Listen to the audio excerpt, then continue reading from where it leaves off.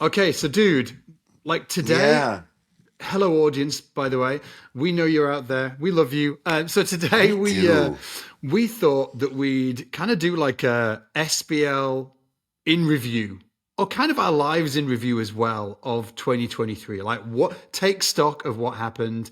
Um, some of the more detailed stuff. Look at the numbers of SBL, some of the stuff that you might be interested in, like how many people actually subscribe to the YouTube channel, how Right. many how many podcasts did we publish? How many courses did we publish? How many new students did we get?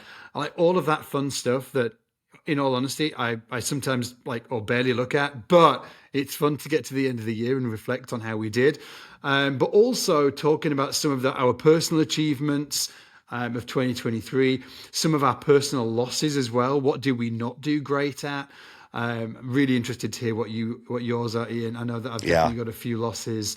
And then some personal goals as well for 2024, SBL goals of 2024, talking about our favorite pieces of gear that we got in Yes, we are. 2023. There was a few. There was a few. We bought a There few were a bases, few. dude. Yeah, I've actually just Maybe thought I of it. did. I'm looking at my list right now and I'm like, maybe I missed that one off. I need to put that one on there. Oh, there we go. Good, good, good. But yeah, so should we jump straight into it? Should we get Yeah, straight and I in? mean, I think the thing that I want to say first of all too, just is like, people that listen to this podcast.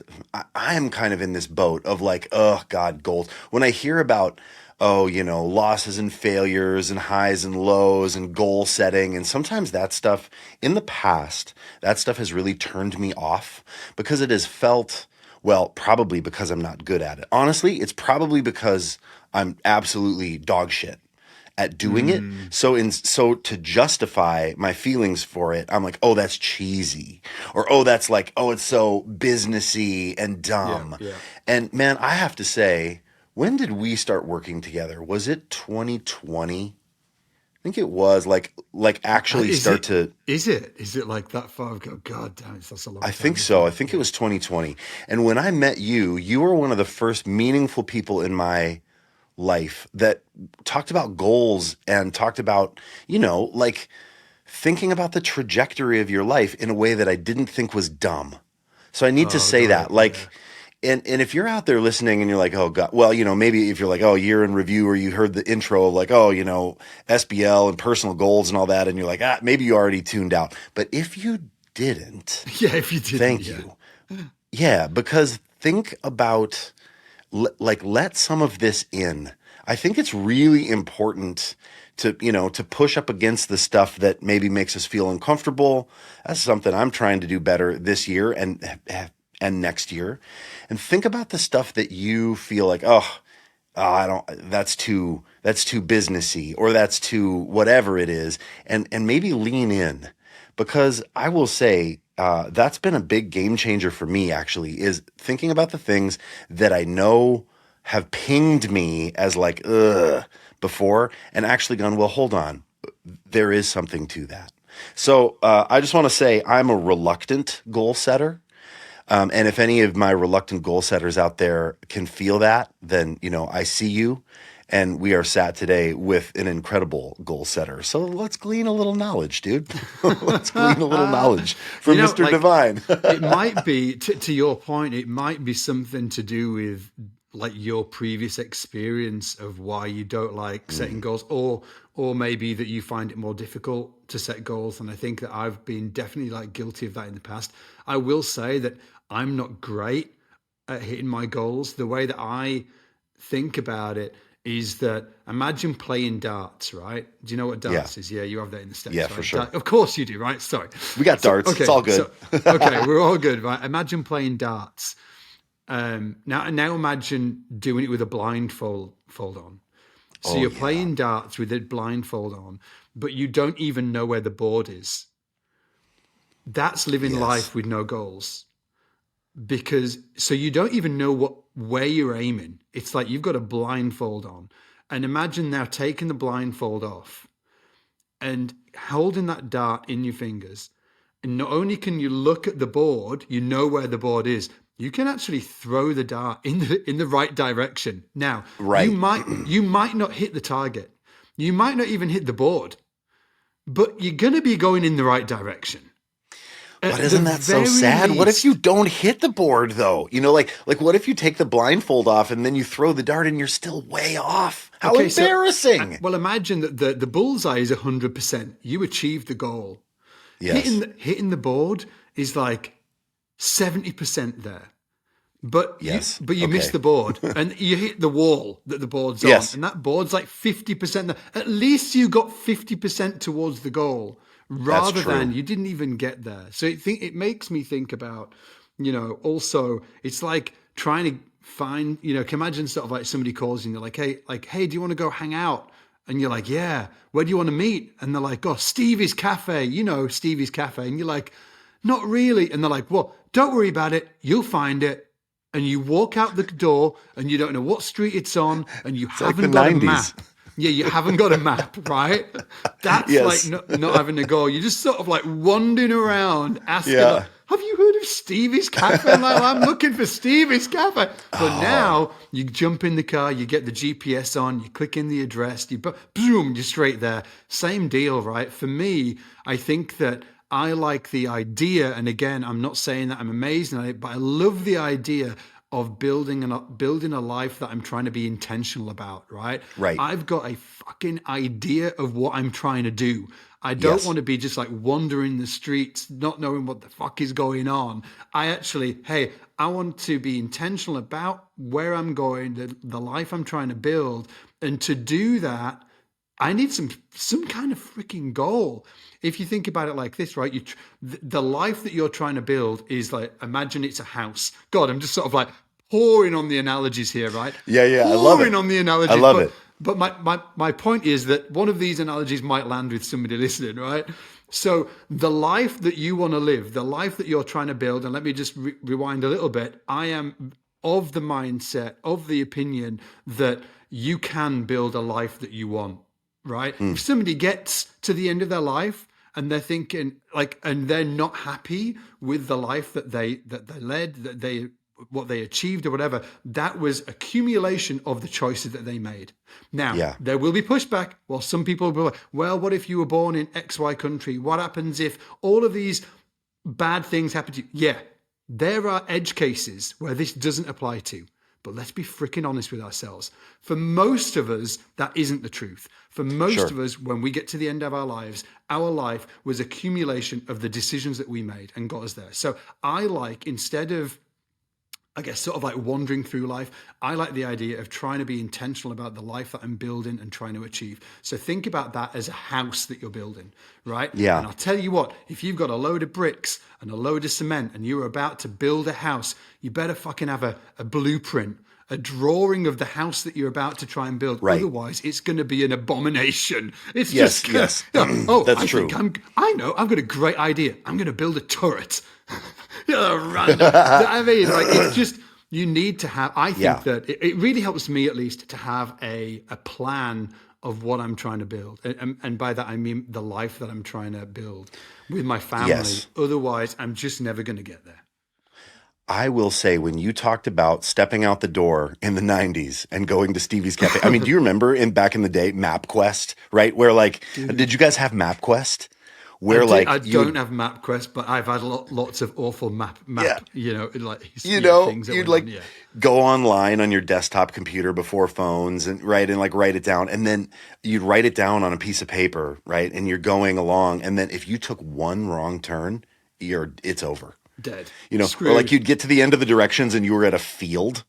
Yeah. How many gigs did you try and get to when you just had this massive so map, many. And you just sort of opened this so many map gigs. And you're trying to figure out where to go and how to get there, and you're late to the gig and Yes. Yeah, of course, yeah. Brutal. Yes. It's totally brutal. I have to say though, when you mentioned Stevie's Cafe and you don't know how to get there, I had two thoughts. Number one, there is a serendipity or a surprise and delight that comes for me out of not having a plan all the time and being surprised by the good thing that comes out of it. So stepping out, not knowing where I'm going, that can be a little scary. But what if you meet somebody? What if you have an experience that that, like, man, if I just would have had the directions and would have driven straight there, I wouldn't have met this person that was so interesting, or, or had this crazy adventure getting to the restaurant. But the dark side of me is this. It's self-sabotage. And what it is, hey, if I didn't get there, guess what? It's not really my fault because I didn't have the directions. If I didn't hit my goals, it's not really my fault because I didn't even make the fucking goals. So I can't. So then I'm not holding myself accountable because I'm scared, dude. That's what it is. Hey, he figured it out. I'm scared to actually make the goal and then fail. And I wonder if that resonates with anybody else out there, of like making the goal and then being like, here's what I'm going to do. You publicly declare it. You declare it to your family. You put it on Instagram. You write it down in your journal, whatever. You pray about it, whatever it is, right? And then you don't do it. Oh, man. And so it's easier for guys like me to not just not do the goal. Hey. And then, you're just kind of bumbling through life. And when good stuff happens, oh, that's fun. That's great. I wasn't expecting that because I hadn't set the goal. But it is not great. And it's not the way to continue, I think. Look, I just think, there's a multitude of threads. I think it's like less intentional. I think that, Yes, absolutely. Like you're saying about yourself, look, that you I don't know, man. Like I look at you and I'm like, your career is like storming ahead. You're doing great. And it seems to me like you set some goals, dude. Even though like whatever, you know what? I'm going to go online. I can remember you telling me the story. I'm going to go online. You even told your friends, hey, I'm going to try this online thing. Sounds to me like a goal. I know. And even if it was like a loose goal, even if it was looser, and it wasn't like, I'm going to go online and I am going to get X amount of followers by X time and all of that stuff. It wasn't that, but you knew. That's right. You knew sort of like you knew where the direction was. You knew. Yeah, I mean, so I think that there's a sort of like a rabbit hole of a conversation to go down there, like how tight the goals need to be, or whether they can be loose and all of that kind of stuff. But I just think sort of like from a 10,000 foot view, I think that people can achieve way more with the lives that they have if they're more intentional about understanding what the life is that they're actually trying to build for themselves, and then and off the back of that, figuring out, okay, well, if I'm trying to build that type of life, then I'm going to need to pull certain levers to make that happen. And I think sometimes the issue is that just the elephant in the room, that I think that sometimes people don't actually believe that they can achieve their sort of like the life they want to. And I think that like talking about me and you, like if I'd set off, whenever I started this adventure of like SBL and stuff 13 years ago, whenever it was, I couldn't have thought, and some people might, but me with my background, I couldn't have thought, yes, I'm going to grow a YouTube channel with 1.2 million subscribers. I'm going to try and create this thing. And like, it wouldn't have been that. It was too big. Of course. And I'm sure that you wouldn't have thought to yourself, I'm going to sort of like, in 2 years time, I'm going to have like 50,000 subscribers on Instagram and I'm going to do this. I'm going to sort of like, maybe that was too big. So I think that sometimes it's really hard to create like a massive, big vision, but even to have just like a small vision and slowly and iteratively move towards that. And as you move towards it, then that will grow. That's so much better than having no plan. No, you're right, dude. Better. You're right. And I mean, I jest a little bit. You're right. I have I know. Some goals it needs you to be, you're being sort of like devil's advocate.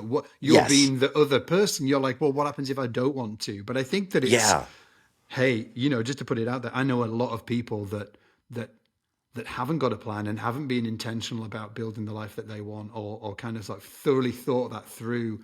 Yeah. And if they were being honest with themselves, aren't really satisfied with where they are in life right now. And I think that's, it's and I will say for me, like when you said, I'm going to get X amount of followers by, I personally did not do that, but you are correct that I had this plan, after I turned 40, which was 5 years ago, So 2018, I was like, I need to do something. It was a breaking point. I needed to start to post online. There was not a strategic numbers goal, but it was a broad, like life-changing goal. I'm going to start doing this and taking it really seriously, period. So there wasn't specifics around it. So out there, if you don't think in numbers, like I don't. And I'm getting better at thinking about numbers because I've been hanging out with you, Divine. But before that, I was like, I'm gonna just start this journey. I don't know where it began, or I don't know where it ends. I don't know what's gonna happen, but I know where I am pointing. The blindfold is off. I see the dartboard. You see the dartboard. I see the dartboard. Right. The goal's and I'm making there. a decision. Yeah. Yes, I'm making a decision to start. And for whatever reason, I've always been like, I don't want to say, I want, 10,000 subscribers in X amount of time, because I think I'm afraid of failure, that piece. But I was so excited when I started that Instagram journey 5 years ago. I was so excited to see all the little bits of growth and grow organically. Every new follower, every meaningful interaction, post that did well, post that sucked, that made me think, okay, I need to get better at this. Everything felt exciting, actually, because I wasn't disappointing myself. And so anybody out there that's like, oh God, I don't want to do, I want to start posting, or I want to start making music, but I don't want to say I need to sell X amount of albums. I think what was enough for me is to remove the blindfold and start on the thing. Even if you don't feel like you need to, even if you are like, I'm number of averse, you can just start. And then you don't need to overthink it. You're absolutely right. You don't need to overthink about it, because what happens is, if you overthink about it, it overcooks it, and it makes it way so complex that it's like sitting down, right, and have a conversation with somebody. Like, I imagine sitting down and with this guy or girl, and they're pumped, right? They're ripped. Yeah. And I'm like, I'm thinking about, like what percentage of body fat I need to get down to. Like, I'm thinking 14%. That's what I'm thinking, 14%. And I'm thinking about like how to divide my time up into like how many sort of like curls I need to do. I don't even know anything about this world, right? But I'm having this conversation with this individual, and they're like, oh yeah. Well, how many times are you going to the gym right now? And me saying, oh, well, I'm not going to the gym.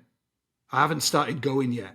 Right. It's that you need to sort of like get off the starting blocks, just start it moving. Yeah. You need to remove the blindfold. Yes. And make it easy for yourself to just point in the right direction, and then start iteratively moving towards it. And like, don't overcomplicate it, because it will make it too hard for you, and there's too many barriers. And I'm speaking to myself right now, not just, like people listening. I'm talking to myself, because I still do this. I make things too hard for myself, and I have to be honest with myself and think, hey, you're overthinking this. Just freaking start. There's a multitude. Like, I'll give you an example, right? So right now we're going to be talking in this podcast about, SBL by the numbers, favorite pieces of gear, personal achievements of 2023, personal losses, goal setting, which we kind of start to talk about now, personal goals of 2024. And one of my personal goals for 2024, or should I say, one of my personal goals for 2023 that I haven't executed on because I've been overthinking it,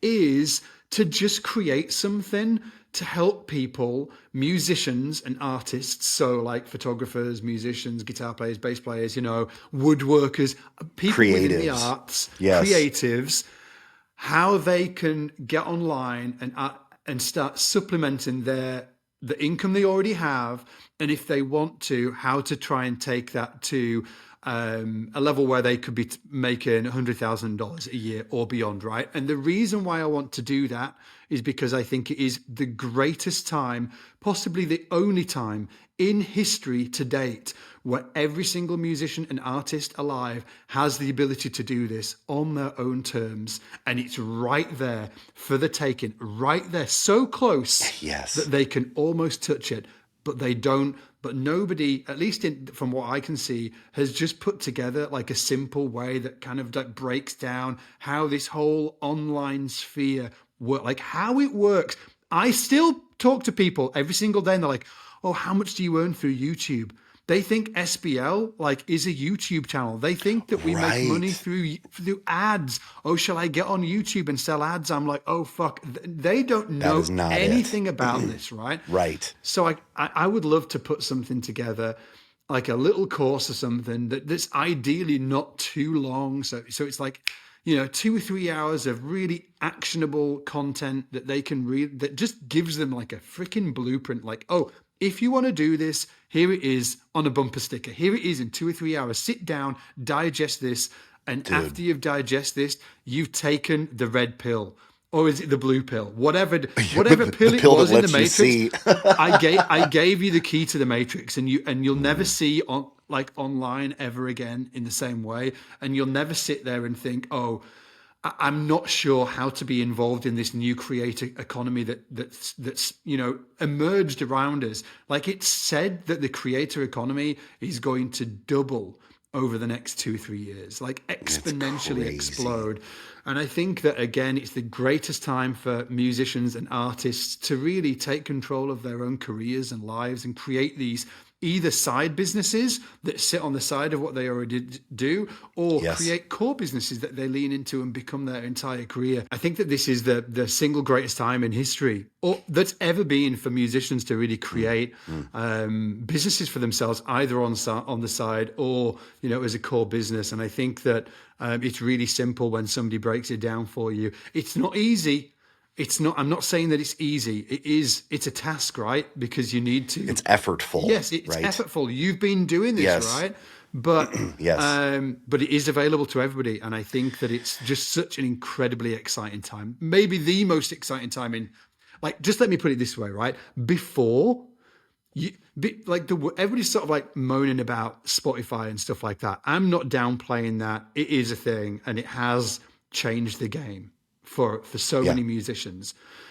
But to be but for many people, that being signed, being in, it was just a pipe dream anyway, right? Yes, it's true. It was a freaking pipe dream. So for some people, absolutely for some people, it has affected them. But for a lot of people, it was just a pipe dream anyway. But what nobody's talking about, or more people should be talking about, is that this entire new economy has risen out of the ground, out of nowhere. And it's the creator economy, and it's available to everybody. Look, and it's available to anybody of any age. Any age. It's true. It's true. It has no limits. Who is the most successful music YouTuber of all time for content? Rick Beato. Yes. And he's in his... He started in his 50s, mid to late 50s, I think. It is wild. Yeah. It's wild. There is no limit. And when you were talking about creating this piece of content that would help creatives, I started to get butterflies, because I want to watch that. I'm at a place now when I used to hear people talk about the creator economy. Oh, and you can make $100,000 from the comfort of your own home. It all felt scammy. Yeah. It felt bullshitty. It felt cheesy, because there are a lot of people out there saying those types of things. And you're like, oh, come on, that sounds too good to be true. But I know what you're saying because I have experienced it. Exactly. I have experienced the creator economy and becoming a person of influence. Yeah. Right? Well, influencer is a bad word. But dude, I think it's the term. It's the creator economy. I actually think that it's a bullshit term. And I think that it doesn't join the dots for people. Hey, you're the creator economy. Well, none of my friends want to be a creator. They're just like, what? I just create content? I think that it's been framed in the wrong way. I think it's the audience economy. It's not the creator economy. Interesting. It's the economy where people build audiences, not just create content. Creation is just content creation is a means to an end. All that content creation for is to build an audience. So that's the core thing. It's the audience economy. And it's how you do that right now is via creating content and sharing your thoughts, sharing your experience. And that creates an audience who give a shit about you, who know, like, and trust you. And then you can sell products and programs to that audience because you've put hard freaking work into creating that relationship. You've created this amazing relationship with that audience. And then you can, whatever. You can launch a record label. You can sell educational products. You can do an album, whatever it is, but you've built an audience. So many people come to me and they're like, oh, I've got a great idea. I've got an idea of this book. I want to do this book. I'm like, hold on, because that is not what you should be thinking about. How are you building an audience? Oh, what do you mean? I'm like, no, you need to focus on... It's the cart before the horse. Exactly. This is the audience economy. It's not the creator economy, in my opinion. Yeah. I think it needs to be reframed for people like us, for people like me, at least. I don't want to just create content. I don't wake up in the morning and think, I want to create more content. I wake up in the morning and think, I want to serve a community. I want to serve an audience. Right? Yes, absolutely. And I think that's what I started to do about 5 years ago. And I had no idea. I would hear people say that, create audience. I was like, oh God, and it felt corny, or it felt like, oh, that's not really a thing. And let me tell you, it's a thing. Because when you have people that care about what you do and pay attention, then you have platform to do like exactly what you said. You can do anything. Then it's the time to think about the book. Then it's the time to think about the record. Then it's the time to think about the product, the course, the piece of gear that you want to make. But I know what you mean. I have friends too that are like, oh, I just need to, I gotta write this thing, or I need to, make this product and then start, how do I get the word out about my product? I'm like, oh, you have to start talking about your journey. Like you have to have started earlier, but it's never too late to start. Right. But you do have to talk to people about what you want to do, your hopes, your dreams, your daily ins and outs. And then once those people are excited about what you're doing, then you can say, hey, check out this thing I made for you. Exactly. And they will fall all over it. So all that to say, it's wild. All that to say that was one of my failures. We'll get onto some of other my losses of 2023, or my sort of like failures of 2023. There's a few, but that was one of mine where I just overplanned it, overthought it, procrastinated, all of that bullshit, and I should have just created it. Ugh, I hate myself for that. Anyway, let's get to our losses, or our sort of like failures of 2023 in a bit. Quickly, let's go through SBL by the numbers, and you have to guess, Mr. Allison. Oh God. Okay. Oh God. I want you to guess. Okay. Okay. I'm ready. We've only got a few. Okay. So, YouTube views for 2023. YouTube views for 2023. I will let you know that we did around 40 to 45 million views in 2022. Okay. Okay, thank you for that. 2022 was 40 to 45 million. We had to have had more. So I'm going to go a conservative. I think so. I'm going to go a conservative 65 million views. Extremely That's my answer. Close. Final answer. 71 million views. Hey, that's a lot of views, That's dude. a lot of views, right? And that's a lot of views. I'll tell you what, dude, it adds up to a crazy amount. Like hundreds of years of hours of content was watched. Hundreds of years of hours. It's bizarre, yeah. Anyway, okay, so SBL YouTube subscribers. SBL YouTube subscribers. Last year, less than 100,000. What did we get this year? More than 100,000? 110,000. 125,000 new subs. All which right. is awesome. Because the way I think about this is sort of like, for me, it's like people entering the SBL ecosystem. I'm like, yes. We got 125,000 new people that give a crap about their bass playing and want to be part of SBL, which I'm super pumped about. Yeah, right. That's crazy. Okay. SBL videos published on YouTube. How many did we do? Okay. We did in 2023. We were at least doing one a week, but there was a few others. You're right. There were a few others, and there's 52 weeks. I'm going to say 60 videos. 69, dude. Just like Bill and Ted, 69. 69 videos. That's a lot of videos. How many podcasts? Okay. How many podcasts? 72. I think I've had to estimate this. I think around 68. Estimate. Oh, damn it. I'll give you it, dude. I went over. You were pretty close there. I had to estimate. I had to like Sucks. grab at that one anyway. Okay. New SBL courses. So how many courses did we release into the SBL membership?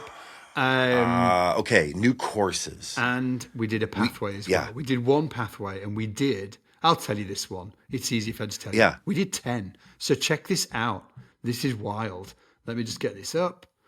And I've got them right here. So these are the courses that we released into the SBL membership this year in reverse order. So we did creative tapping for electric bass with Charles Beartu. Charles Beartu. Part three. Oh my In God. 2022 released 2 other ones. So part 3, creative tapping with Charles Beartu. You yourself released 2 courses into the membership this year. You did How to Get Hired, a creative approach to session bass playing part 2. You also did Rhythm Section Development part 2 with the outlandishly awesome Steve Gould.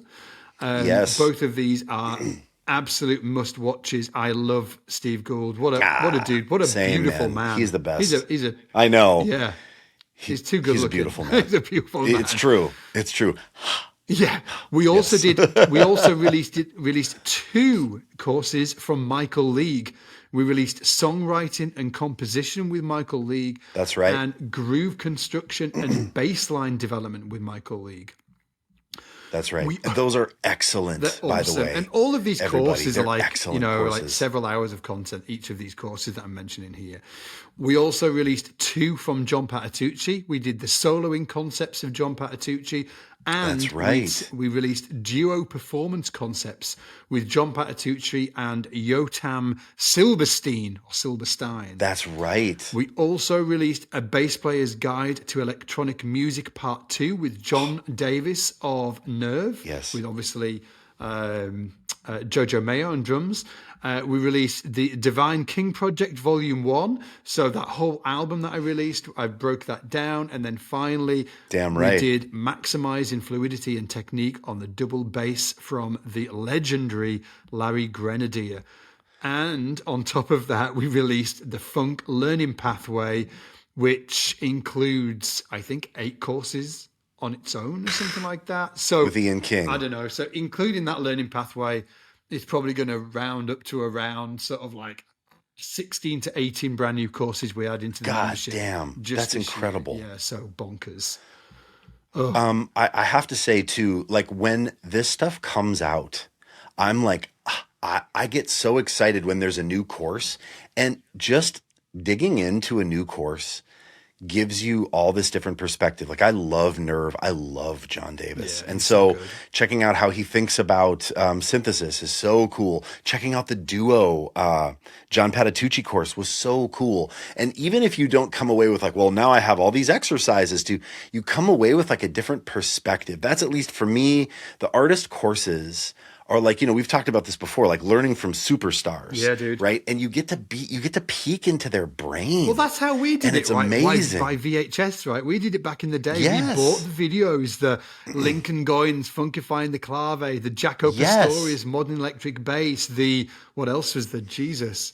So many. Oh, I mean, Gary Willis. Progressive Basics from Gary Willis. yes. Yeah, like all of those Victor videos. Wooten. Yeah, Victor Wooten, man. yeah.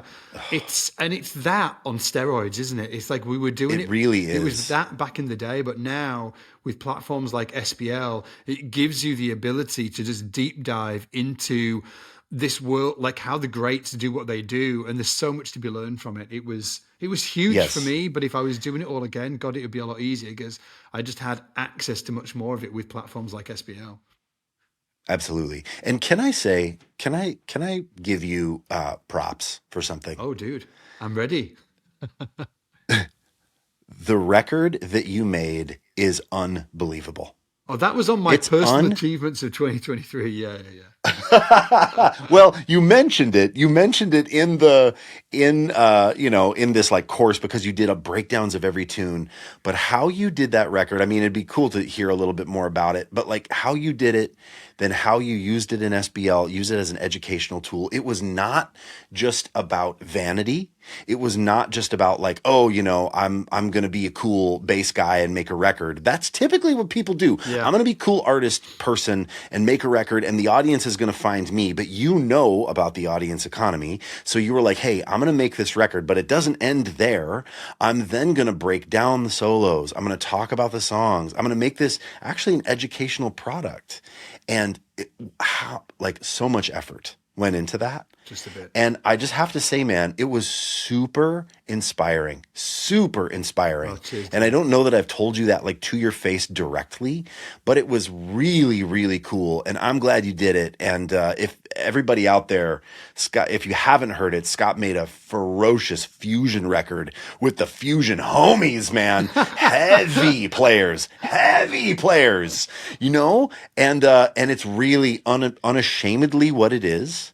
And it's ferocious, and it showcases your playing and your artistry in a way that I know there's a ton under the hood, but when I listen to it, I'm like, shit, this is wild. So congrats on that. Oh yeah, it was wild. It was definitely one of my personal achievements of 2023. There's a personal loss in there as well. I'll get into. There's something that I would have done differently. But much appreciated, man. It was a shit ton of work, but it was wild putting that together. It's like the SBL course it's just a great thing. And also, I guess, like, just to sort of like wrap up the SBL by numbers this year, take a guess of how many students, and again, like I could have got the exact numbers for this, but I'm just a bit lame. So SBL, how many new students this year enrolled into the membership and different like our programs, like the Jazz Accelerator, Fretboard Accelerator, Technique Accelerator? Like how many people? Blueprint. How many people signed up? Yeah, Blueprint, all of that stuff. 4,000. Ooh, way higher. I think like somewhere between 15 to 20,000. Probably. I didn't want to be like 20,000, and you'd be like, oh. Dude, are you serious? Yeah, that is actually higher than I would truly guess. Yeah, Wow. like it's a lot. It's a lot. So and it just keeps me super excited because I think that it just enthuses me when I see so many people willing to take the leap and put their trust in SBL to get their bass playing to the next level, right? They're just because that's what's unbelievable. Happening there. We're saying, hey, here's our value prop. We can do this for you. You've dreamed about becoming this new bass player, a bass player that you've always wanted to become. Put your trust in us to come and do that, and that's what they're doing. So I think that every person that jumps into one of our programs is a win for themselves, investing in their future on the bass, but also a win for us as well, because we're inspiring a student out there to take a leap of faith and put their trust in us. Absolutely. So super pumped about that. Now, so that's SBL by the numbers 2023. Okay, quickly, because I know that you need to jump off in, how long we got? It's all good. We got half an hour. We're fine. Dude, yeah. Favorite pieces of gear actually not favorite pieces of gear, or maybe favorite pieces. Give me 2 favorite pieces of gear that you acquired in some way or another in 2023. 3 pieces of gear, actually, not 2, 3. I don't like 3 pieces, I don't like dude. 2. Give me 3. Shoot. Give me 3. Give you 3? This would be on my achievement list too, because it was absolutely magical. This relationship with Mike Lull. This bass, and I have the black one, the Fire Mist charcoal back here too. This is the IMA4, which was a collaboration between me and Spencer with Mike Lull. This bass, we did them in small batches. We've done 2 batches. They've sold out fast. The first one in seconds, second batch, which was bigger, in minutes, which was crazy. Thank you to anyone that bought one. It's but almost this like is building an audience that cares about what you do. Like, Yes. Yeah, it's really true. The And it's funny because exactly right. And I was like, I'm reluctant to call this my signature because, it doesn't have my signature on it. I wanted to build an instrument that people would, that was interesting for not just me, and not build it like oddly for my only my likes and desires, right? But build something that I think actually is a really strong entry into the market. And it's this bass. But dude, I've been calling it my signature bass. Of course. So it's fine. I think you just needed to get comfortable with it. So we've got the signature bass. I did. So I'll go next. So we're going to do 3, right? So, okay. So let me put it out there. I haven't got 3. And interestingly, I've bought probably enough gear this year. I've bought enough gear this year. Oh, hang on. Maybe I've got 2 pieces of gear. Come on, let's go. Okay, so the 2 pieces of gear would be I got my hands on the bass that Journey used to do, what's the track? Freaking Don't Stop Believing. Don't Stop Believing. I got my hands on the bass of Don't Stop Believing. So that was, I think, just an incredible piece of history. So that would have to be one. And it's a wild looking bass as well. We did a video on it and all of that good stuff. So that was one. Ovation Magnum. Yeah, Ovation Magnum with the biggest pickup of all time in the neck position. That was definitely a huge thing. Yeah. And I also got a great 5-string F bass, fretless, a black, it's like a see-through. Yes. Like I did bring this. You kind of like earlier, you're like, oh, get this bass. So I did. I did get this new bass. I love this. Bass is in the shop. Ooh, I love this bass, but, I don't know if I'm in love with it. I love this bass, but I'm not sure I'm I love in this love bass, with it. but... Yeah. Yeah. And the reason why I'm not in love with it is because I had the banana bass before that I gave away in that competition that we ran. And even though...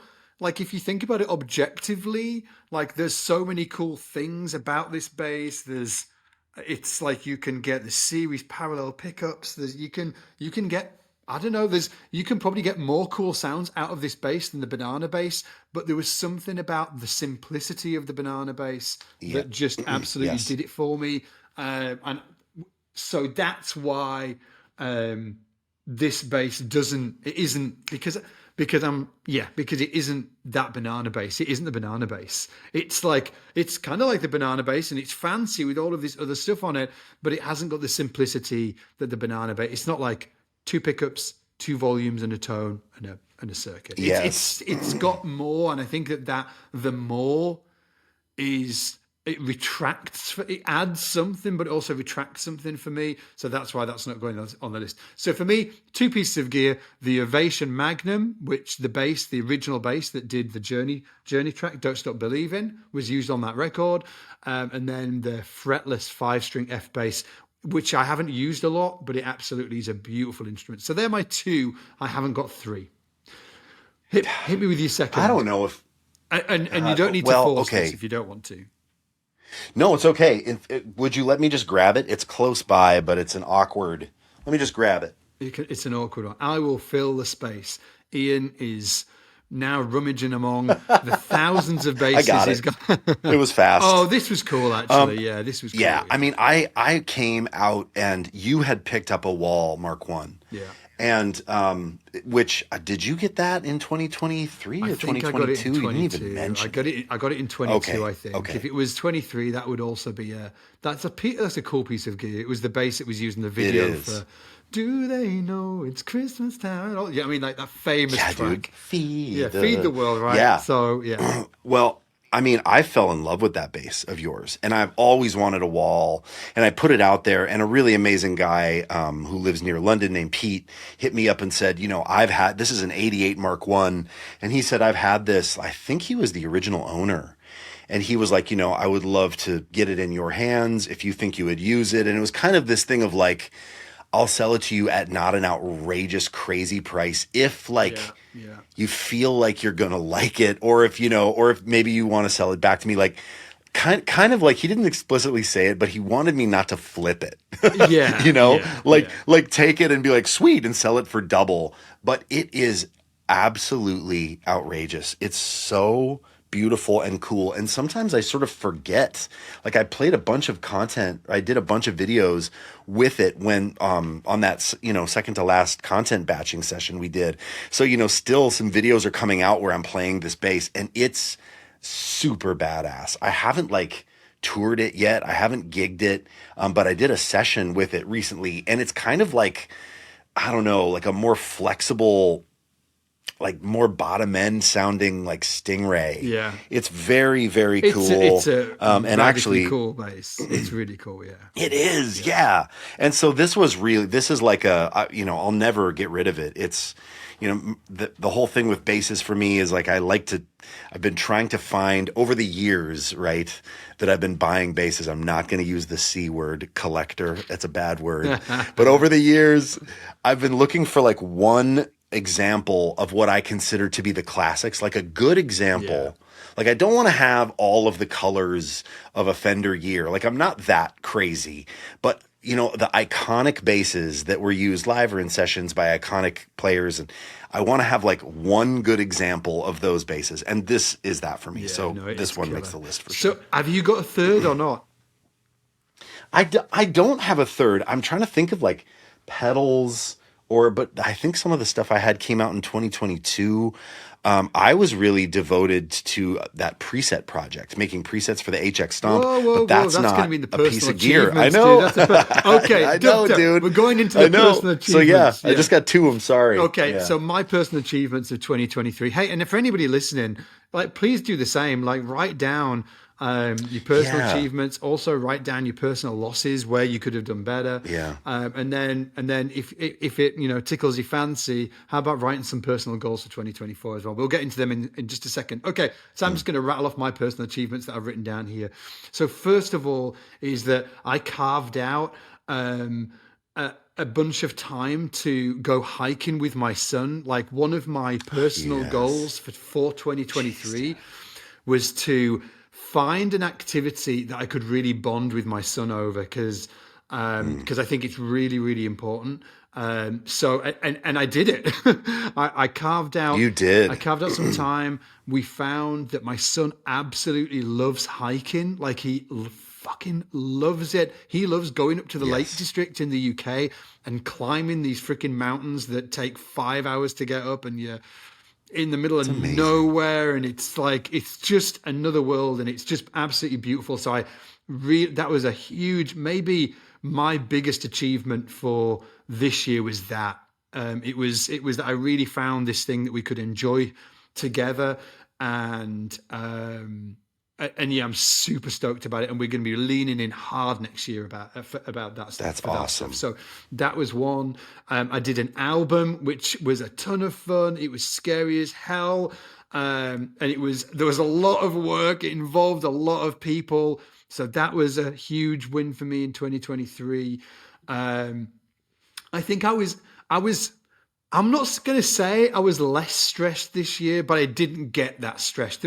I don't think there was any moments of this year that I sort of like wanted to go and hide in bed, and just sort of like pull the covers over my head. And I will say that's good. Yeah, it is good. And over the last sort of, 13 years, there's been probably like a handful of times, 4 or 5 times, where a day has come where I'm just fucking so stressed that and I don't know why it happens in the afternoon, I'm just like, I need to go to bed. And I go and I lie in bed and I hide under the covers for like 3 hours and just feel like I've got the weight of the world on my shoulders. Over the last 13 years of SBL, that happened maybe 3 to 5 times, maybe like 3 or 4 times I can remember.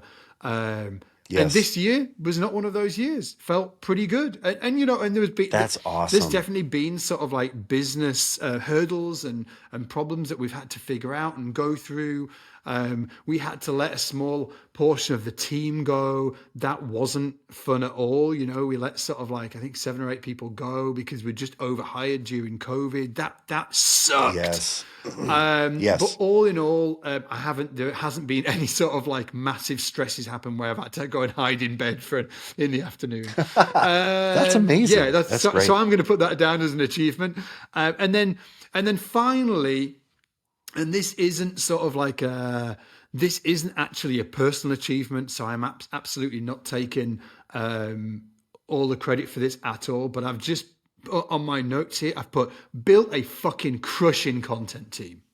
a crushing content Oh team. yeah. And that is actually Yes. not me that's done that at all. That's alongside everybody in the content team of SBL, Lydia, yourself, Sharon, Connor, all of the beautiful editors, Gav, Alan, Jack. Jack. Oh, Jack crushes it. Jack, we Dude, freaking love you. Jack Jack crushes. just absolutely crushing it in the background there. You know, all of the amazing Sharon. people. I don't know if Yeah, you said we said Sharon. Sharon. Yeah, like, am I missing anybody out? Dan, fuck Dan, who did the Of course. entire, all of the album content. Dan did. You know, like, we've built this entire sort of like such a fantastic team. And I think about it. I was thinking about. I've thought about it a lot over the last few weeks. There was in Leeds. There was a place called the Wardrobe, right? And the Wardrobe was. There was a moment in time. There was several years. And I think that everybody listening to this, you'll be able to reflect on this in your own way. There'll be a moment in time, like a few years, where it was just really special, where something special happened in time. And for me, thinking back, the Wardrobe in Leeds, I can remember there was a moment in time, maybe a 3 to 5 year period, where like all of the musos in Leeds used to go and collectively hang out in this place all the time. Like, it was on weekends. It was during the week. We were all hanging out. We were Yeah. just sharing stories. And I'll tell you what, none of us appreciated it when it was happening. None of us. It was just Yes, because right. You take it for we were just granted. took it Yes. we were just young, right? We were just taking it, and it was so special. It was such a special period of time in my life, that Yes. community that existed. And it reminds me on the content team, what we've built over the last year is so special. And we get It on, is. we get on calls and we grind it out. We grind out. We did it yesterday. We were on a call and it wasn't sure did. easy. It was hard. And we were like trying, you know, and it was, hey, and on some calls we're all high five and it's great and stuff like that. Yesterday it was hard and we were like trying to come up with a freaking title and nothing was landing and none of us felt that inspired. And it was like, oh, this is hard. But all the way through that call, I was thinking, it is a blessing to be on this call. It is a blessing to be a part of this So team. true. It is a blessing to sit here with all of you people and just be part of that experience. And I take fucking none of that for granted. Every single minute and second whatever, dude. is Yeah. So for me, a huge achievement is like looking back a year ago versus what we've built now in that content team is just night and day, and it's just an absolute privilege to be part of that team. So and I will say that about all of the SBL team. I freaking love the entire team, but I'm just so ingrained in the content team. Like, I'm in the trenches Yes. with freaking hacking away at the coal face, right? Boom, like hitting that coal face. And I know, it's true. And it's just, yeah, just. And that was not a personal achievement of mine, but a real team achievement.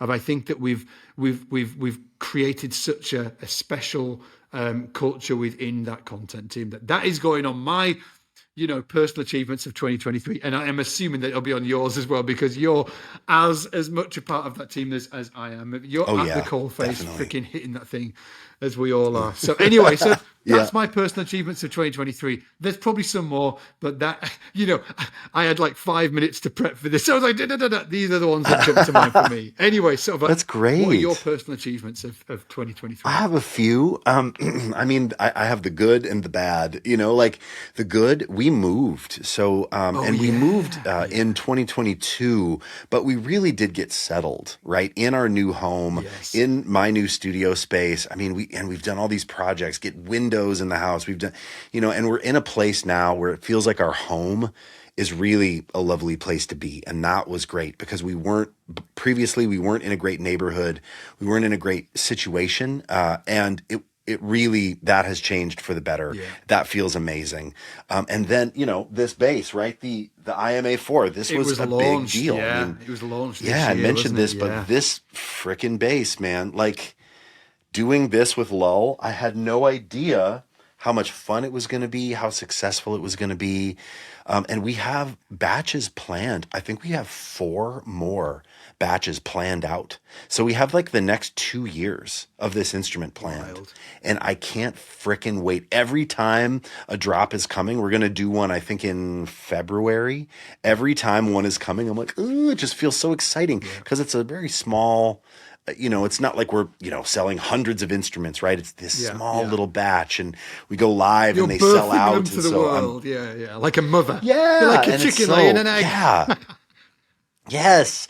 And Spencer is, yes. Except you're laying a base. Spencer is he'll lay in a base like, oh, there it is. Yeah, man. Spencer is so nimble. And we'll get on a call on the Spencer Lull, who, is the president of Mike Lull. We get on the, I don't know if he calls himself the president, but he's the, he's the head cheese. Yeah. And we get on a call and he's like, yeah, what are you thinking? And we like, bang stuff out. We do product design on phone calls where we just dream stuff and then he makes it a reality. So, man, amazing. Spencer, thank you. And that relationship has been great. I went out and did a clinic out there and met all the people, and the Lull team is amazing. So a big deal. I have 2 more. And you said one of them, the content team and work at SBL. Yeah. So when you asked me to come on full time and I did that, it was like a dive into this world. And dude, I mean, look, I work for you, right? So, but also I feel, we work together. Well, yes, but I mean, I get up in the morning and I'm excited. I'm excited to see you. I'm excited to see the content team. I'm excited to do the work. And that hasn't always been the case with the work that I've done. Music work I'm excited about, but I've had jobs in the past where I've kind of dreaded it, or like, I just got to get through it. I'm looking forward to the weekend. Man, I love working at SBL, and I love what we've built. And the content team, I could not feel more warm about it this year. Like you said, everybody that you mentioned, like we made some changes, we made some structural changes, and we've made some like how we communicate changes, and it has been so wonderful. And shout out to the Reynolds sisters, man, Lydia and Sharon. Working with Sharon as head of content and a product or a project manager, she's incredible. And also making content with Sharon, dude, we just made a Tool video, like a Justin Chancellor video together, and we laughed and had a great time. And, and it's a different vibe than making videos with you, but I'm so thankful that we have another presenter on the team, that it's not just the 2 of us. It's absolutely great. Yeah. She is wonderful. And so I couldn't feel more excited about that. Like truly, I wake up and do, a 7 a.m. podcast and I'm pumped. Emily's like, you're up early. I'm like, I know, got to get into that podcast. And I genuinely enjoy it. So thank you for that, for creating a really amazing work environment and an amazing team, because I feel really fortunate to be a part of it. Yeah, man. And I have one more. The last one is a project that a few people in my life, including you in a big way, pushed me into. And I don't think if I wouldn't have had the push from a few people, 3 people, namely you, my wife, Emily, and Eric Hutchinson, who's an artist that I've worked for. I've been his MD for the last few years, been playing bass with him for 10 years. I did a preset project where I made presets for the HX Stomp. And that sounds kind of like, like, like when I talk about it to people that are like, that don't know, I'm like, ooh, I made presets for a pedal. They're like, oh yeah, whatever, cool. But it was a big, big deal for me. It changed my life in a number of ways. Selling a digital product, it went incredibly well. And it showed me that building an audience via a social media platform like Instagram was an absolute incredible way to do something that I've always wanted to do. Life-changing. I've always wanted to organize these sounds. Yes, it was life-changing. It was life-changing. And whoever, if you're out there and you bought them, thank you so much. I hope you like them. I've gotten tons of positive feedback about them, and I'm excited. I can't wait. 2024, I'm going to release another batch, maybe 2 more batches, and I know exactly what I'm going to do coming up, and that feels so exciting. So I've been in the lab, starting to create those. But that was huge. And not just the orders, not just the like, oh, wow, I can't believe this could be like a viable business. Yeah. Not just that, but that I released something into the world and it was well received. Yeah. Boy, oh boy. for a sad boy, for a self-conscious guy like me, that was really warming and affirming. And so that was a big one. Greatest time in history, dude. And that's all I got. Greatest time in history for musicians. Yeah. Yes. Absolutely. Okay, so we've done, on my notes it says why set goals, but we did that at the top of the conversation. So yeah, we did. Hopefully people will be on board with that now. Please, people, think about how you're setting goals, what you want to do in 2024. For me, so there's different ways I think of doing this. I've just got a list here. And I won't go into it in sort of like great detail, but what I like to do when I'm doing this, and normally I do it with my wife as well. My plan was to bring this. Wow. I had a big bit of card. We sat down one night, cracked open some wine, dude. We had a big bit of card, and I separated our life into like health, wealth, family, like all of like different categories. And I was like, what are we going to do? And my wife is not the goal setter. She is like, are you sure? And I'm like, no, this is what we're going to do. Come on. She's like me. Yeah. And it's interesting that Lisa and I are a lot alike, dude. I feel it. Dude, well, we're going to sit down at the end of this year and we're going to review. We're going to look at that and see what we achieved. And we haven't achieved even half of it, but the intention was there and we have achieved a bunch of stuff on there. So all that to say that's what we're going to do. And I think it's getting into goal setting, being intentional about the life that you're actually trying to build is very, very, it's really helpful. It's huge. I would love for everybody to get to the end of their lives and sort of like think, I freaking crushed it. I did everything possible to create the life that I wanted to experience. And I think it's so fucking easy to not do that. I am 45 this year, right? If I live to 85, okay, how many summers have I got left? I know. 40. I've got 40 summers left. How many? I mean, like, it's outrageous. My point is that life is much shorter than you think. So it's like, grab it while it's here and make sure that you squeeze it, get all of the juice from the squeeze. Okay, so personal goals of 2024. We're going to set quarterly adventures. So I'm going to be really intentional about setting one adventure each quarter of the year. So four adventures next year. And then these can be of different sizes, but I'll tell you two.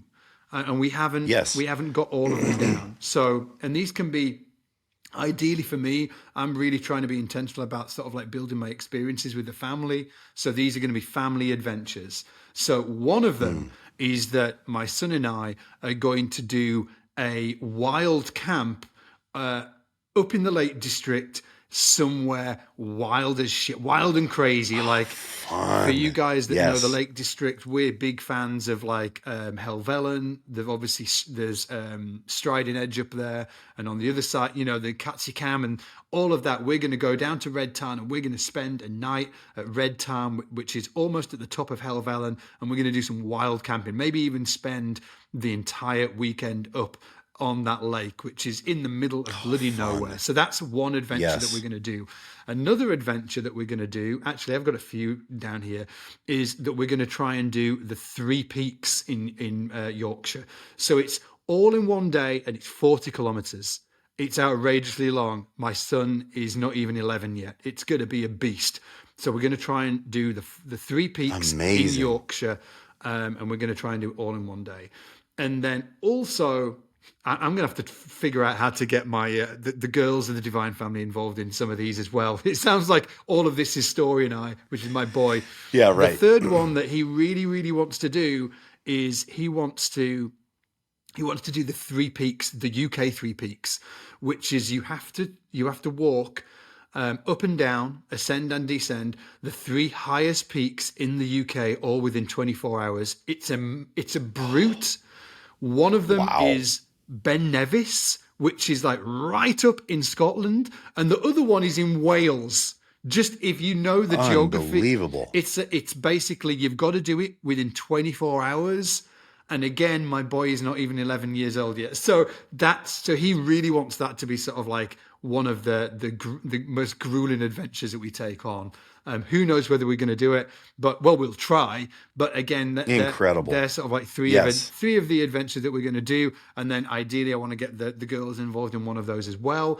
So one every quarter. And then the big adventure, and I'm trying, I did this kind of this year, but we're going to be more intentional about it. This year is we're going to try and do one like mini adventure every quarter, and then one big adventure next year as well. The big adventure is that we're going to move somewhere for 6 to 8 weeks, somewhere wild. We're going to take the entire family, and I'm going to still work and stuff like that. We're not going on holiday for 8 weeks, but we're going to move somewhere for 8 weeks. I think that we're going to go to Australia. Well, we're going to do it earlier on in the year, but I freaking dislocated my shoulder and screwed it up. So I'm having to sort of like take care of the shoulder. So we're going to try and go somewhere for 6 to 8 weeks, probably Australia, and then live there as a family and have a completely different experience all together as a family.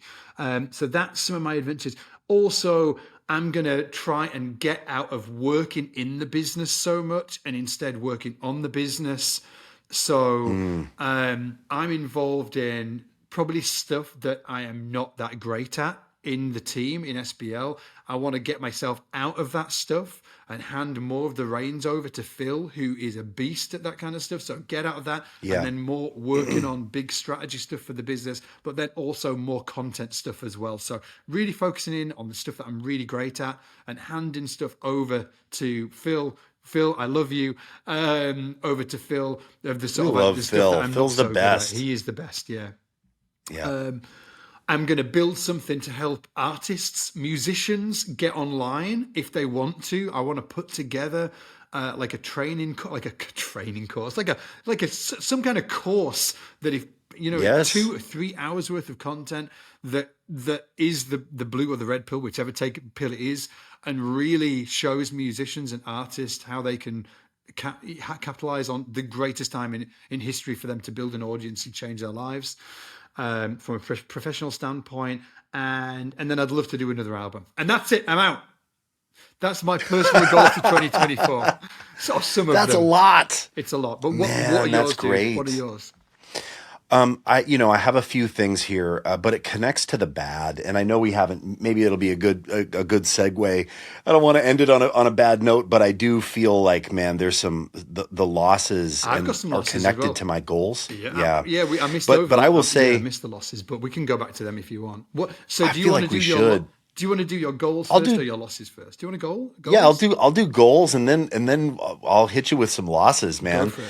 I mean, I love speaking and I love doing clinics. I want to do more of that. I love getting to go to a place, addressing a group, playing the bass, talking about what I do, whether that's content, bass playing, session musician playing, sounds, pedals, basses. I love doing that. So I want to do more of that. I want to do more clinics. I want to do more speaking. Of course, I'm going to make more presets. I'm going to try to branch out to other platforms too, maybe Quad Cortex, potentially some others, but definitely at least another big preset pack for the HX Stomp, because that was so fun. And I want to make some personal music.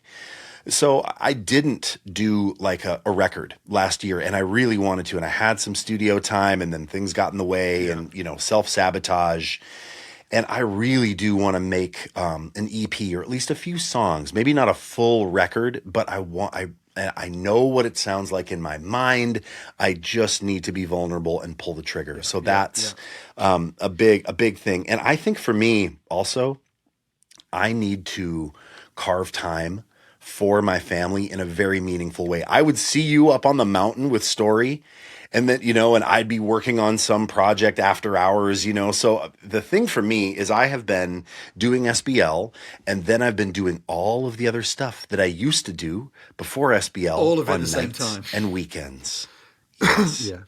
So nights and weekends, I'm preparing for things. I'm doing the preset stuff. I'm playing on people's stuff. I'm getting ready for gigs. I'm getting ready for tours. Holy crap. And then my family is the fallout. Yeah. So when I see you on a mountain with Story, I'm like, oh my God, I've got to get my shit together in that regard. I really do. I need to set aside. My wife and I had a huge fight last night. Last night. Seems to me like you need to set some goals, dude. Dude, Emily and I got into it last night because she was taking some shots at me. We had this fun like cookie making thing with our friends, and she was being kind of sassy and snarky to me. And I was like, "Why are you doing that? Like, why do you do that to me?" And man, she was like, "Because I'm furious with you. I feel like you don't listen. I feel like I ask you for help and you don't do it. I have to make fucking lists for you, and then you don't even cross the stuff off the list. I am so terrible at being a functional like help with tasks and with things with my family. I am bad at it. And it's not okay for me to just be like, I'm not wired that way. Oh, I'm bad at it. She asks me for help and I go, yeah. And then I procrastinate it because there's some base thing that came up, and it's brutal. So where I feel like I've had some really great gains professionally, my big losses have been connection with my family, and that needs to change. So thinking about carving time to help, every day to do family tasks that I need to do, but then zoom out, thinking about the trips we can take. Because dude, if I'm left to my own devices, I book up with only music. It's like bass stuff. This weekend, Corey Wong asked me to come play on his new record. That is fucking thrilling. I'm going to be on the new Corey Wong record. Me and Steve Gould are going to play on some tracks. I can't wait. But all that stuff that I say yes to extracurricularly, even if it's so exciting, takes time away from my family. So I need to figure out, so people see me and they think, oh man, career is banging, it's great. Yes. But the fallout is Emily kicking your ass last night. That kind of shit. Yes, absolutely. And I deserve it. And it's well deserved. I was like, you were being a little bit mean to me in front of our friends. And she was like, do you know why? She's like, I'm sorry. And to her credit, actually, halfway through the night, she's like, I'm doing that thing that I do sometimes and I'm going to stop. I'm realizing that I'm doing it. She pulled me aside and I was like, I appreciate that. And then I brought it up like a freaking ninny. I was like, hey, remember when you were being kind of mean to me in front of our friends? That you apologized, but still, that kind of hurt my feelings. She was like, motherfucker.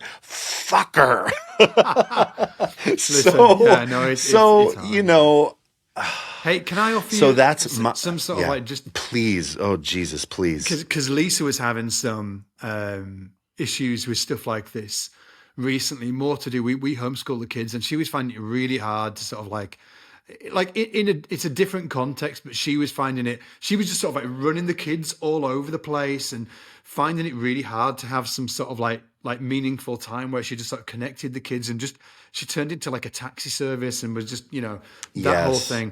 And we were talking about it the other day, and I was like, look, dude, I was like, if you do not schedule time in, not just like don't leave free time on the diary. Okay. I was like, that is going to be filled up with other people's shit. I was like, you need to actually schedule the time so it's not like, oh yeah, we're going to do Monday, Tuesday, Wednesday. And then I'm just going to cart the kids around different classes and stuff like that. And then we're just going to leave Thursday and Friday free. I was like, that is bullshit. And Thursday, Friday are just going to get filled up.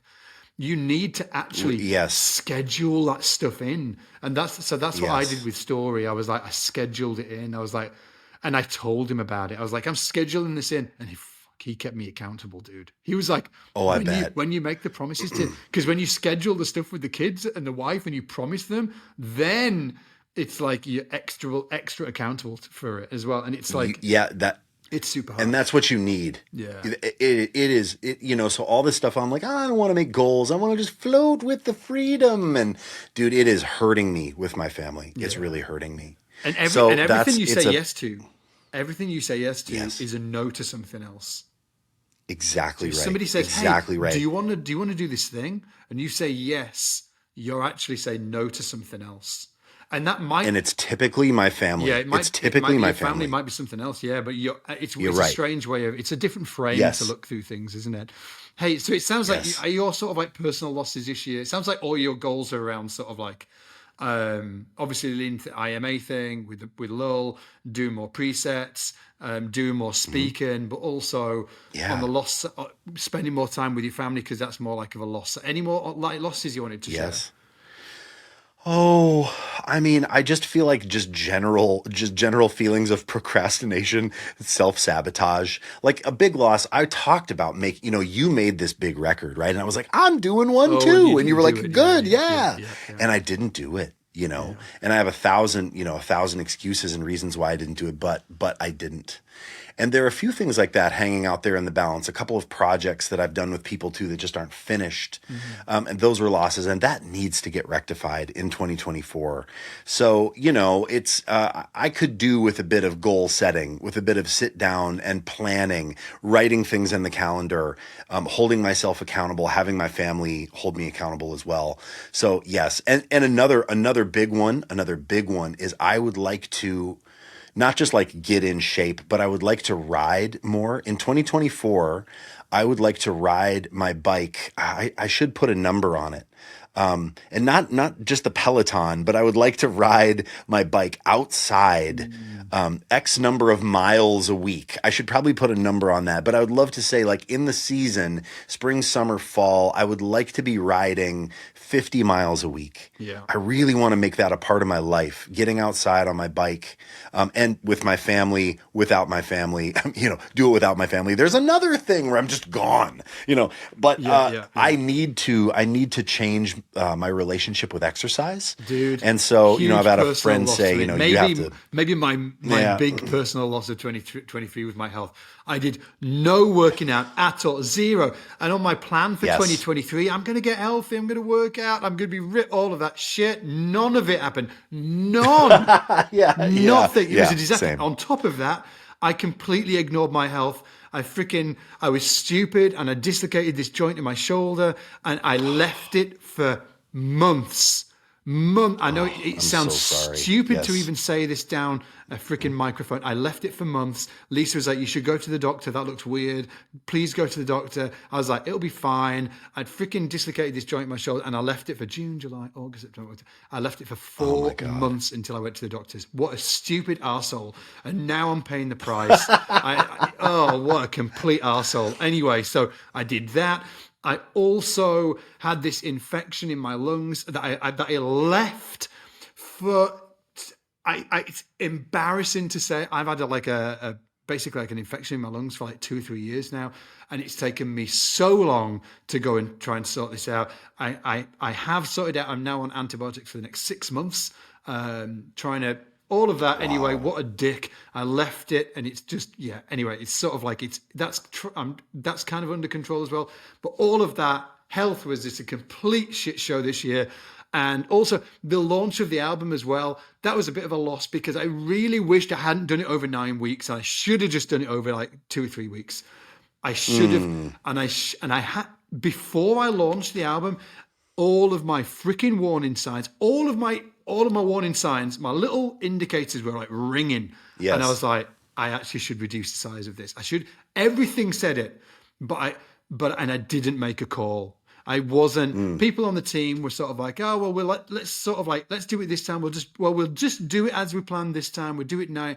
Do it over 9 weeks and stuff. I should have made the fucking call, dude. I should have just said, Mm. hey, we'll do it over 3 weeks and we'll just make it happen. It doesn't matter if it's perfect, but we should just make it happen. And I didn't, and I'm a twat because of it. Anyway, that's my personal loss. Dude, live and learn though, Oh, man. I'm I mean, living you and made a learning. record. I You did. made a record, Dude, it's huge. I've got some goals for 2024, but I've got a live stream in 3 minutes. Do you want to I bounce? do. I've And got to I'm- jump onto this bass hang. Dude, Yeah. I'm going to take it. You say bye You bye. take it. I'm going to take this. You say is this going to be the last time you speak to the SBL SBL crowd in 2023? in 2023, Maybe. it might be. And let me just say, let you guys, sign off. thank you. Thank you for listening to this pod. Thank you for supporting me personally. Thank you for supporting Scott and SBL and all the things we do at SBL. It is a huge joy in my life. It's a huge joy. And hey, if you're a reluctant goal setter like me, take a listen. Take a listen to this guy. I'm going to sign off, but keep listening to this man, because Scott, man, I want to say personally to you too, doing this pod has been one of the biggest joys in my life. I love doing it. Me too. I love connecting with you. I love talking through life, music, the ups, the downs, the gear, everything with you, man. Thank you for asking me to do it. And I can't wait to do more in 2024. Did we start the pod this year? I feel like it was 22. It was 2022. Well, I was gonna say it feels like a personal achievement or something I really enjoy. Anyway, dude, take it easy, and I'll see you soon. Right. Bye. Take care, everybody. Bye-bye. Okay, dudes. So you're left with me.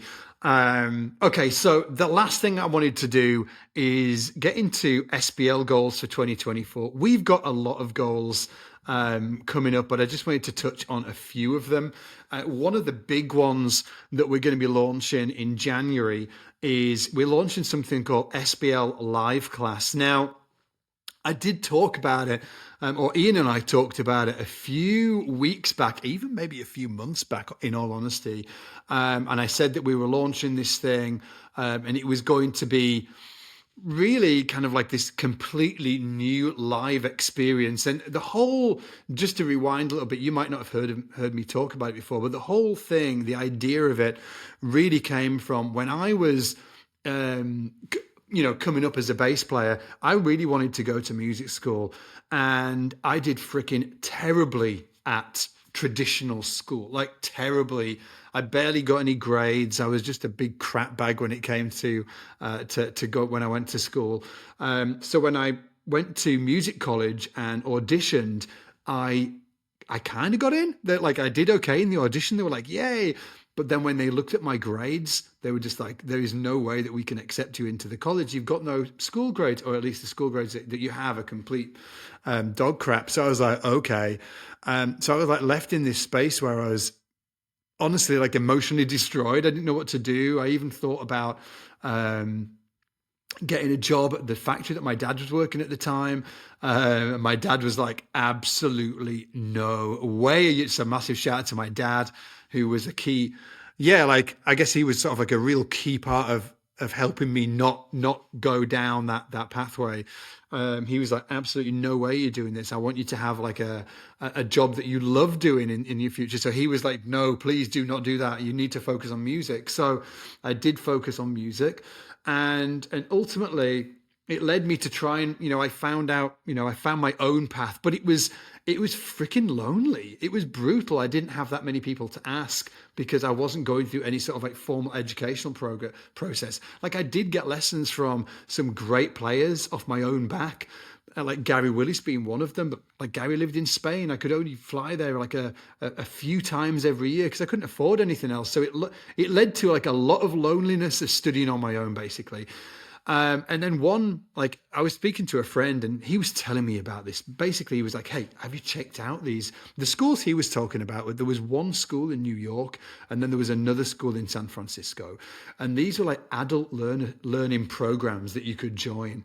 And basically you didn't need any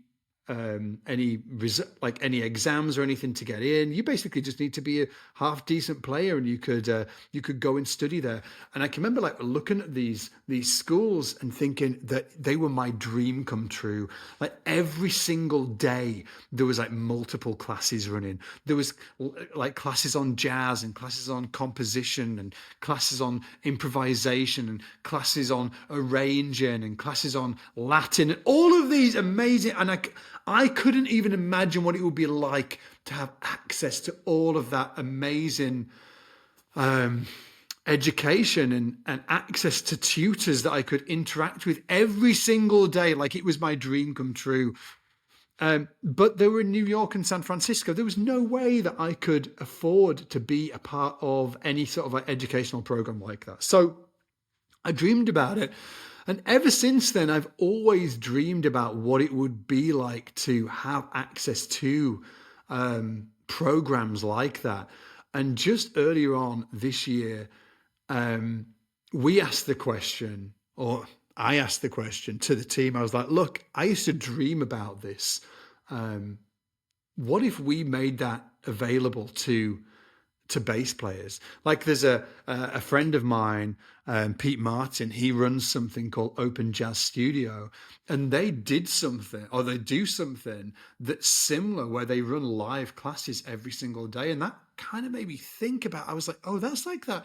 It's kind of like what I used to dream about going to in them sort of like brick and mortar schools in New York and San Francisco that were running those adult music programs. Same deal. They were running multiple live classes every single day. And I was like, oh, could SBL offer something like that where we're offering multiple live classes every single day? So you can, as a student, you can look at the roster of the timetable of the week and think, okay, well, what do I want to do this week? Do I want to go and study gospel this week, or do I want to study jazz? Do I want to study R&B, or do I want to study improvisation, or do I want to up-level my technique? So, and it was the birth of this idea of SBL creating like the closest thing that you can ever get to as like a real school. So every single week you look at the timetable and there are classes running every single day that you can go to. And we put together this second to none, this world-class faculty that will be there live every single day. So you can jump on these real interactive classes where you're sitting there with a bass and you can speak to the tutor in this like classroom environment, but online, virtual, right? And we asked you guys, there was the dream that we wanted to put together. So we are putting this we have put this together and we're launching it in 2024. And we asked you for, I think that some of you already remember this. We asked for ideas of what we could call it. And there was a bunch of really amazing recommendations and ideas from you guys. The one that I really liked was SBL Interactive, but there was another one called SBL Live Class. And SBL Live Class is the one that we've gone with. So SBL Live Class is launching in 2024. And I think that it's going to be an absolute game changer. We've just put together this incredible faculty that's going to be teaching of all different shapes and sizes, and just like, I think it's just going to be like shapes and size of music, right? Not shapes and size of humans. Although we're all different shapes and sizes, but we've got like, in terms of, we've just got like people specializing in all different techniques and all different genres and styles and skills, and it's going to be absolutely wild. We've got people like Gary Willis, Travis Dykes, Danny Moe Morris, Todd Johnson, Daisy Pepper. We've got Katie Through on upright. We've got all of these incredible tutors that we've constructed for this thing, and we're going to be doing live classes every single day. So please keep a lookout for it. We're launching that in 2024. It's only going to be available for SBL members, and it's going to be obviously there's an additional cost to be a member. It's like basically sort of like upgrading your membership. If you want to upgrade your existing experience of SBL, this is what we're doing it for. So SBL obviously is, the majority of SBL is, you're learning by yourself, right? It's that thing. It's what I did, right? It's an upgraded experience of what I did. I sort of like, I had to grab old VHS videos and books and stuff like that. But SBL is giving you access to this incredible course library where you've got courses from the best bass educators in the world. But SBL Live Class sits on top of that and is like a real school where every single day you can join a live class. And it's not like a presentation. These are real live interactive classes where you get to, be part of a group coaching experience and speak directly with the coaches, with the likes of Gary Willis, Todd Johnson, Travis Dykes, Katie, Daisy Pepper, all of these incredible tutors. And I think nobody's done anything like that in the bass world before. Honestly, just to put it out there, because it's freaking hard on the execution standpoint. This is brute. It's been a brute to put together, but I think it's something that should exist in the world. And my hopes and dreams are that you guys really really think so as well, and that you jump on board on this. I think it's going to be wild, and in terms of taking your bass playing, to that next level, I think it's just going to be an absolute game changer. So yeah, so we're launching that in 2024. So that's a huge goal for 2024, is launching SBL Live Class, and hopefully seeing that through so it's successful, and bunch of loads of members jump on board and all of that good stuff. We're also just I'm not saying like, hey, I'm not trying to do the whole sales thing or anything, but we have put an incredible deal together for existing students. So if you please keep a lookout for that, because it's like basically this founder members deal that we're putting together for that, and it's this sort of like once in a lifetime offer that we're putting together for that. So that's a big goal for 2024, is launching SBL Live Class and turning it into an absolutely thriving community. We're also going to be having like listening sessions. We're going to be having practice sessions. Like Ian's going to be running a weekly practice session, so you can sit with Ian, like literally sit with Ian every single week in a Zoom room and practice alongside him. I think that's going to be a game changer.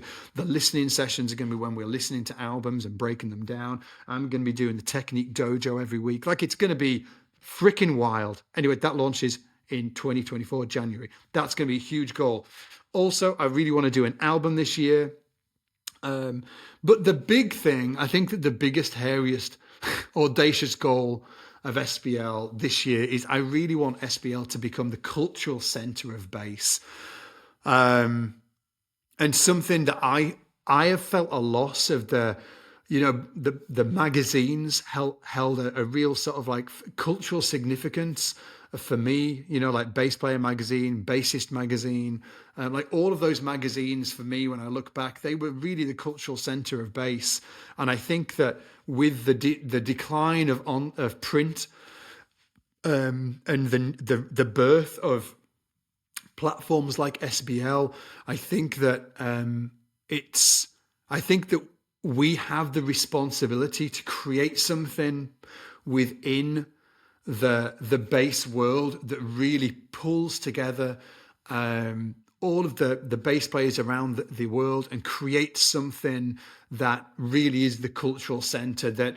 And you'll have seen this already happening in a small way on the SBL channel, YouTube channel already, where we've been interviewing people like Marcus Miller, like Henrik Linder, like Rob Malarkey, like Guy Pratt, like who else have we been interviewing? God, we've just done one recently that it escapes me, but you're going to see more really fantastic interviews coming onto the SBL channel, because we really want to bring on the best minds, the best people for them to share what they've done and their contribution to bass. We want to represent those amazing individuals and bass players on the SBL channel, because we know that that's a really important thing to do for bass culture, to celebrate the greatest that ever did it, because that inspires us as bass players to want to do the same, right? That's what the magazines did. That's why they had those great artists on the covers of those magazines. And that's what we need to do through SBL, is really become this cultural centerpiece for SBL, for the bass community, so we can really do that. It's not about us. It's not about me. It's not about the team here at SBL. It's about the bass community. It's about creating an entity that exists, that inspires all of the bass players in the world, that showcases the best people and celebrates the best people to ever have done it. So I really, really would love to make moves towards that. And we're already doing that, but I really want 2024, when we get to the end of 2024, I want to look back and think we freaking nailed it. Look at all of the amazing interviews that we created. Look at all of the amazing bassists that we celebrated and that we shone a light on through our channel of SBL. Again, it's not about us. It's about creating creating something that celebrates bass, something for the bass community. So I really want to do that. Already up and coming, we've got interviews with Justin Rains, we've got interviews with Andrew Goucher, we've got interviews with Jonathan. We're going to create this amazing library of interviews on the SBL channel. So I'd love for that to be that is a huge goal of mine and the team here at SBL for 2024. Also, I'd love gear to be a part of it. I'd love to get more gear-related conversations on the SBL YouTube channel, because I think that is an incredibly important part of bass culture, and I think that should be represented on the channel here at SBL, on the YouTube channel. And but ultimately, I think that the big, hairy, audacious goal is to really try and take moves to becoming the cultural center of bass and create something on YouTube specifically. I think that really draws and inspires all of the bass players in the world to be the best bass player that they can be, and also celebrate the people that are already doing it. So that's our big, hairy goal this year.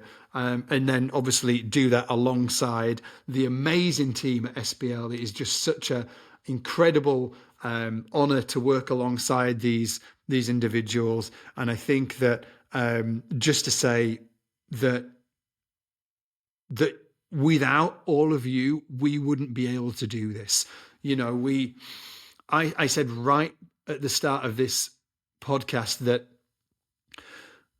this content creator bullshit that everybody keeps spouting. Now, I'm not saying, I've just got a bit of there's a thorn in my side. I don't like that terminology. I love the audience creating, or the community creating. One of them two, right? Or the audience creating economy, or the community creating economy. That's what I think that we're actually in the game of. And I think that that's what we've been doing all of these years. We've been creating an audience, but we've really been creating a community that are all culturally aligned, and we're all in this together about celebrating bass and inspiring each other to get better on our basses. So we wouldn't be here without you. It's a great team and all, but it's because of you, because of the audience that we've built, or the community that we've built, that we get to do what we've been doing here in the background. So yes, thank you to the team at SBL, but also a huge thanks to you, the community of SBL, because you are the ones that really make this dream for me come true. You guys are the ones that make this the ability for all of the team here for us to come to work every single day and do what we do. We wouldn't be able to do it without you. So the biggest thank you in the world to you. I don't take any of this for granted at all. Again, I pinch myself every single day. Just like I was saying to Ian just before when we were talking about the wardrobe at Leeds, and I think back to those days and think about how none of us really appreciated the magic that was occurring there. That's now for me. That's this team. That's the content team that I was talking about earlier. But that is this time also with you all, that I think maybe there's a time in the future when I'm older and I'll think back to, holy shit, can you remember how wild it was when we were building just this amazing community who all were just in this together? And I really feel like I'm in this with you. I think, yeah, it's just wild. Thank you so much for being here. Thank you so much for making it to the end of this long ass podcast. And thank you for being part of what we're building and giving a shit about what we're building as well. You're as a part of this as I am. You're as important to this as I am. So yeah. And hey, have a great freaking Christmas as well. And all of that good stuff. We're going to be eating too much and drinking too much. And I'll see you in the new year. Anyway, take it easy, everybody. Have a great one. See you, mate. Bye.